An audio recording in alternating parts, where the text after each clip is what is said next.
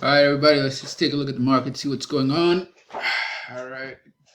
So the ES, it took out 3922s, 3922 right here,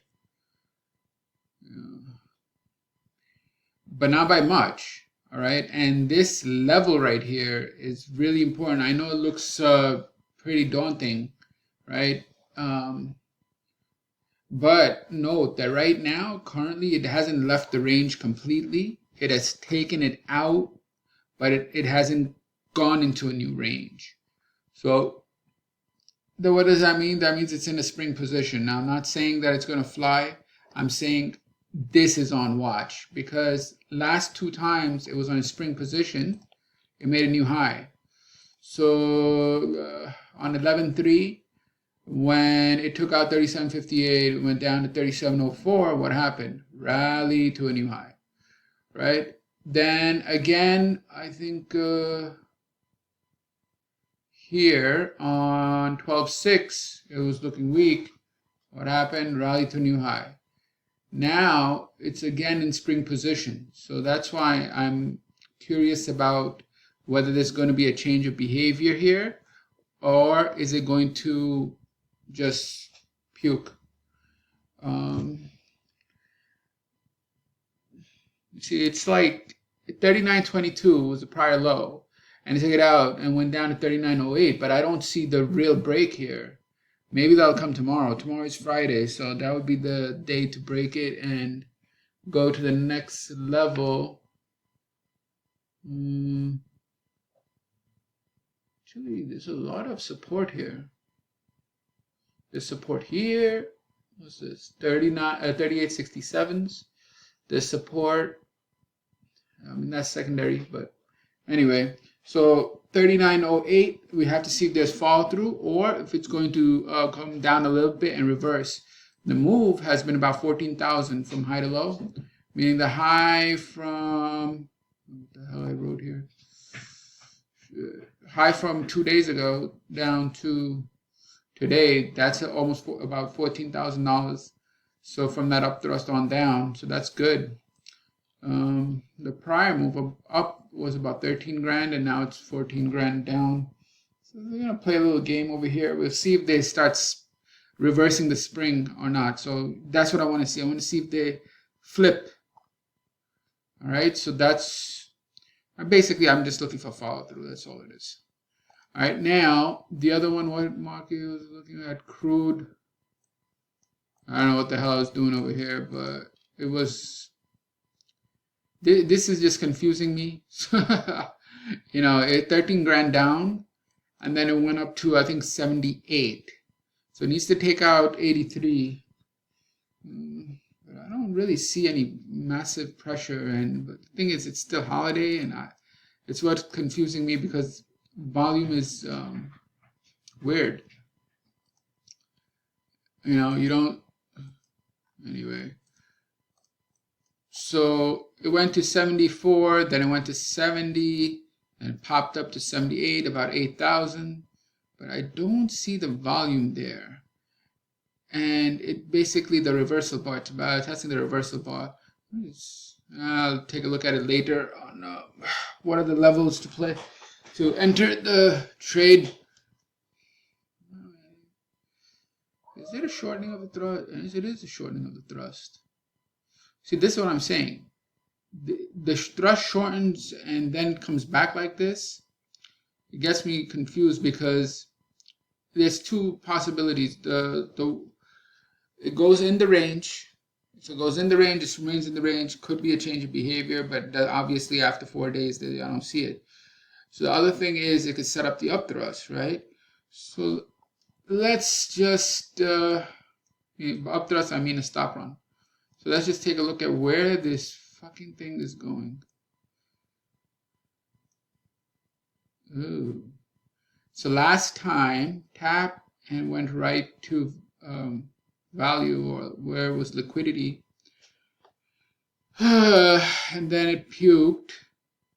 So this time, it's all, that area was already tested. Let's go over here.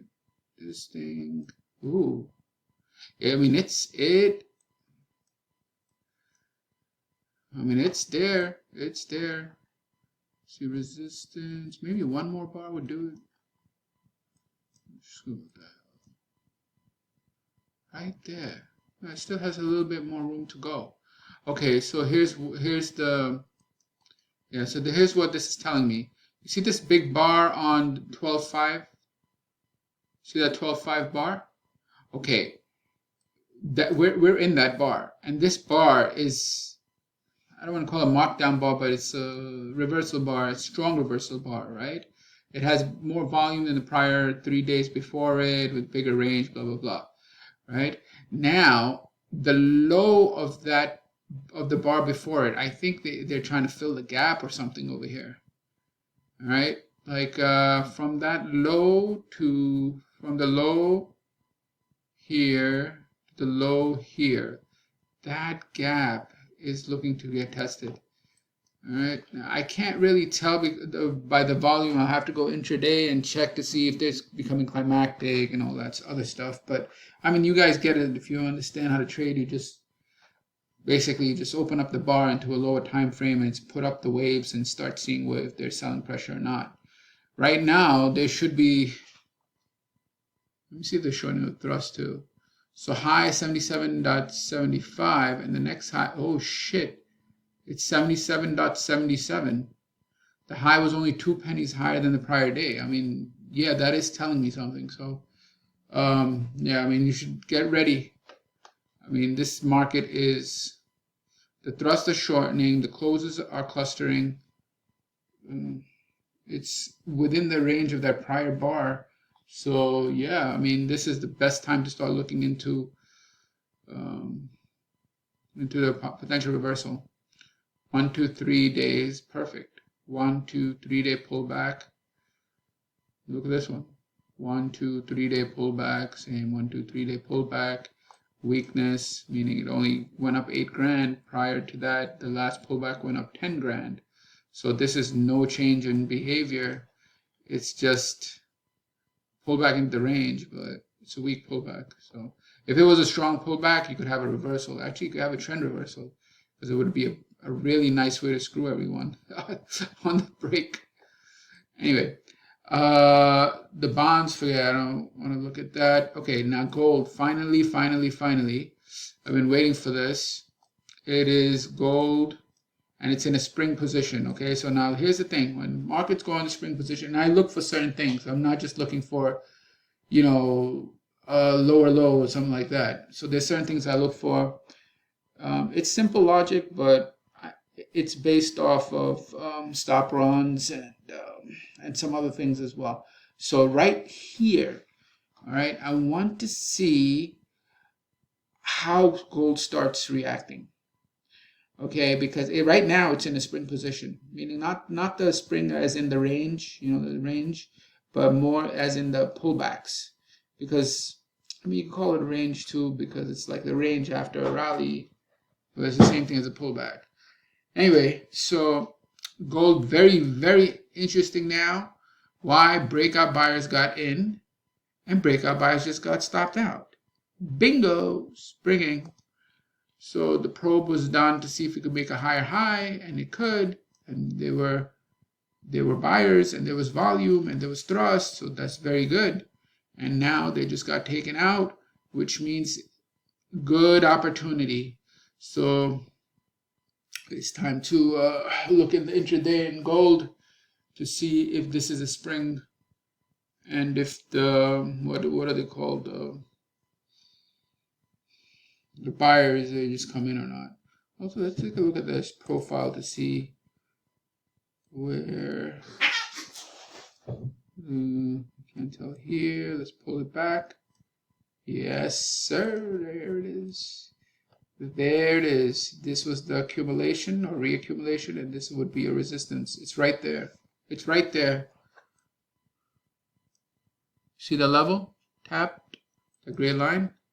That's the, I guess, I don't like to mix methodologies, but this would be a low volume node, and that would be the area whether you either break right through it or you reject.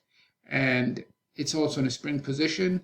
Underneath it, which is your value or liquidity or your reaccumulation, so many words, but that's the area, and it's right there. So gold, immediately go open it up, chart, take a look at the lower time frames, and look for a change of behavior or sign of strength, heavy pressure coming in. If it's not, it's going to break right through, because the only two possibilities: one, it's going to break right through and go into lower area here, or two, is going to reject. I'm looking for rejection. Why? Because this is an area of dry liquidity, meaning there is no liquidity. How do you know? There's no volume. So what does that mean? They don't want to play here. What does that mean? That means they can't get lower. Why? Nobody wants to take the orders. All right, so anyway, I don't have time to go through all this. Let's move on to the dollar. Yeah, I don't know. This is crude, but it's setting up. It's not, the thrusts are weak. So this I'm telling you guys is going to set up for an up thrust, because you see from low to low to low, you see the shortening of the thrust. This is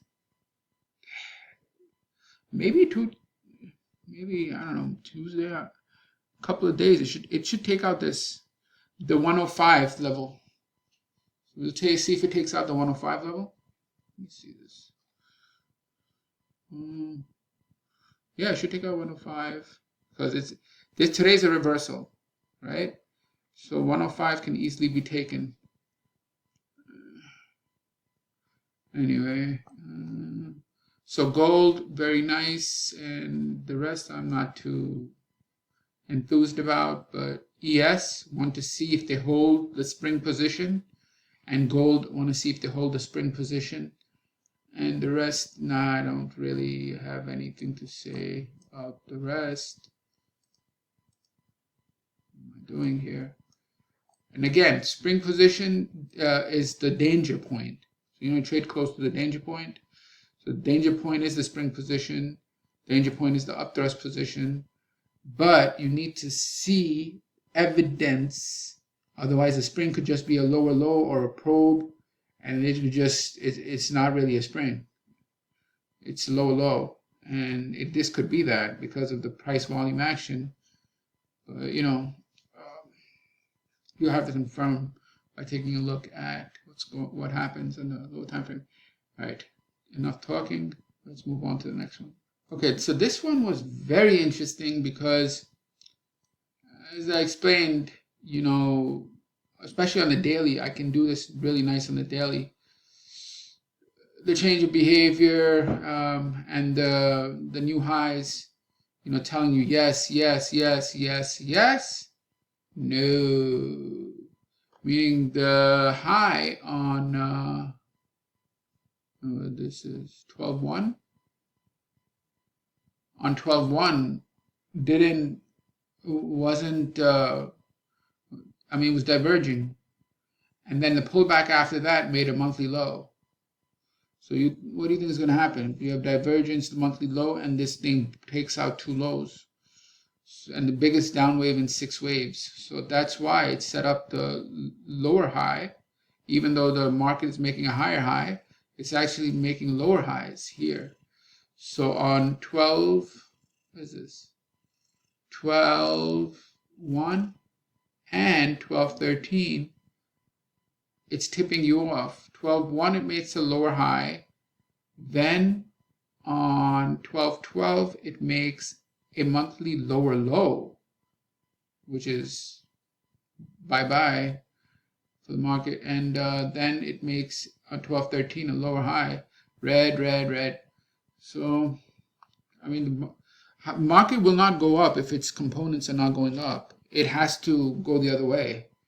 All right, so that's a problem. Anyway, so we'll see if it comes back down to the value area right there, to value, and gets its liquidity, blah, blah, blah, or right above it where there's dry value, the liquidity drived up, and right there, oh shit. These lines, I don't know what I did to them. Ooh. Anyway, the level would be like 3. It's above this bar. So I can do this like that. Yeah, right there. So between the white and the green line, it should. There's a good amount of support there. So we'll see if that holds or not. Even though it's in a spring position, does not mean you jump in and say, oh yeah, long. No, look at the stocks. Stocks are making lower lows, made a monthly low, and all of that. So you have to see what happens on the lower time frame to give you indications of whether it's a shakeout or not. We see the same situation in other markets. The DIA, we see Qs. IWM is the weakest, clearly making a lower high and a lower low. Probably going to take out these two areas, these two lows. And MDY as well. But you see, like, all of them have this big thrusting bar breakout on 1110. That leads me to believe that all of this can hold. All right. So, and that this could be a spring of the range. I'm trying to balance both, and only way to verify would be to monitor it intraday. All right. Let's move on. All right. So what happened? Apple, look at this. 51 down, right? 51 down. What is that? That's the biggest down volume in 51 bricks. What happened? It got tested. Are you surprised? I'm not. All right, that's what happens. Pop, and down she goes. So that's the swing trade. And over here, let's see. This is a very bad one. Amazon got tapped and reversed and puked. I can't really tell. I just can't tell. All right, so next one that I'm going to look at is Microsoft.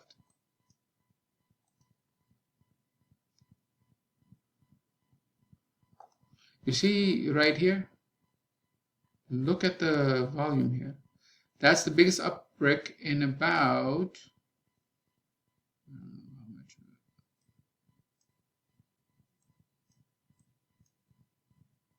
got it in 40, in 22 bars, okay? I'm getting very interested because, you know why? I know they reaccumulated here. Right here, there was accumulation or reaccumulation in there, and it's testing that level. So tomorrow, 8:30, I'm looking at this to see if it at least gives me a small trend or a pop. It's a very easy trade. And let's see what else. AMD already worked out, and you have liquidity right here, that 48. So if it comes back to that area, it should reject. And holy shit, Tesla's really bad, but there's a lot of volume coming in Tesla. That's the biggest volume in 100 bricks. So I don't know what's going on there. But yeah, I'd rather just stay away because you have such easy trades. Nvidia right up here in that 33 brick, very easy. And I'll explain my methodology. It's just hold on. So basically, you know that in Wyckoff you have the Wyckoff cycle, which is accumulation, then markup, then distribution, right? This is really as simple as that. Now, what happens between accumulation and distribution? Breakouts, right? This is the obvious. I mean, I'm dumbing it down because it's very, very easy if you make it easy, and it can be very difficult. Like I go into accumulation and distribution and turn that into schematics in accumulation and distribution and make it look like a genius, but that really is I don't want to use any profanity, but that's actually incorrect. All right, so the accumulation is your climax, okay, and it's your change of behavior. Why? Because panic selling from weak hands is meeting professional buying from strong hands. That's your accumulation. The rest of it is, after that, is really nothing more than the liquidity drying up, and then it goes into markup, and then distribution, same thing. Climax is your FOMO, your just climax, and then you have your sign of weakness, or that what is it, I forgot what it's called. Oh yeah, just change of behavior or sign of weakness or whatever. That's your distribution. All right, that is where they take the position. The position is being taken on the climaxes and the change of behaviors. That's where the positions are being taken, or it's where they're getting out, selling out, and then reestablishing the position. So anyway, so let me go back to what I was saying. So basically you have accumulation, you have breakout, distribution, right? So this not only happens in trends, but those trends on lower time frame are rallies. So what does that mean? It means the rallies have the same thing. The rallies have the same thing, accumulation, breakout, and distribution. And you can see them and measure them. You can see them and measure them. So you're going to have a bunch of bricks, which will show you it clearer than any other type of chart I've tried. And I've tried different types of charts. And you'll find then that you have a high volume. Here, there will be a breakout brick. And guess what? It's going to have high volume on the breakout. And then you're going to have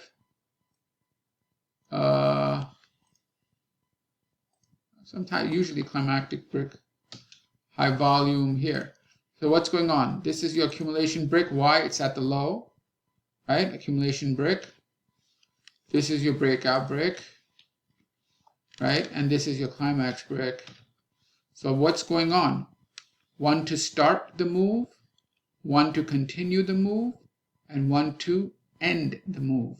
So then what happens after this, and this happens like clockwork, it comes back and it tests here, breakout brick.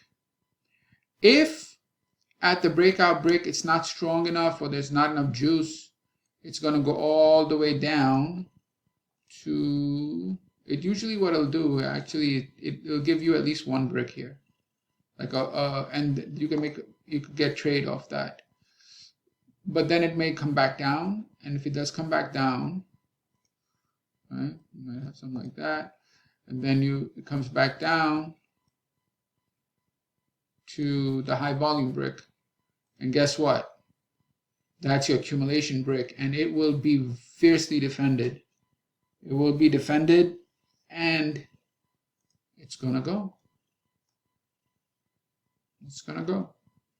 The only thing is, if you move your stops, you're gonna get stopped out if you don't know how to move stops. But this is the general idea, and this is nothing more than the Wyckoff cycle: accumulation, markup. Right? You have markup here. What happens in markup? You have a bunch of breakouts, higher highs, break, break, break, until you go into distribution, and then vice versa on the way down. So this is exactly the same thing. All right. So now we'll look at examples. All right, so I'll just pick one easy one. Where was I?